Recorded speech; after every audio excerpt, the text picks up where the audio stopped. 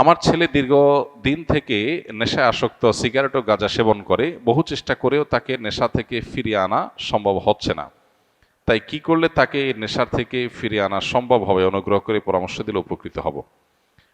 কোরআনে আমল জানাবেন। প্রথম কথা হলো যে সন্তানকে লালন পালন করেছেন উল্টাপাল্টা পদ্ধতিতে। শরিয়াতের যে তরবিয়া, ইসলামী যে তরবিয়া লালন পালন পদ্ধতি, সেটাকে মেনটেন করেন নাই।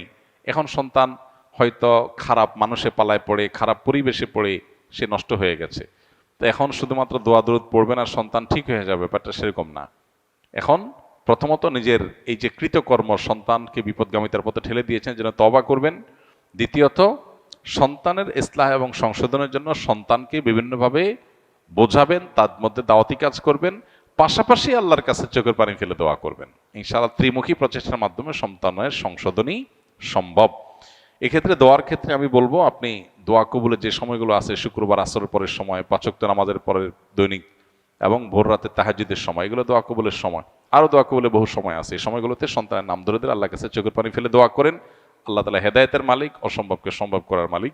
পাশাপাশি সন্তানকে সুপথে ফিরে আনার জন্য তাকে তার মতো করে দাওয়া নিবেদন করা, তাকে মোটিভেশন দেওয়া, তার মধ্যে দাওয়াতি কাজ চালানো এবং তাকে ভালো পরিবেশ দেওয়া, এগুলো আমাদের চালাতে হবে। ইনশাআল্লাহ বিদিনিল্লাহ এর মাধ্যমে হয়তো আপনার সন্তানকে আল্লাহ তাআলা সুপথে ফিরে আনবেন। জাযাকুমুল্লাহ খাইর।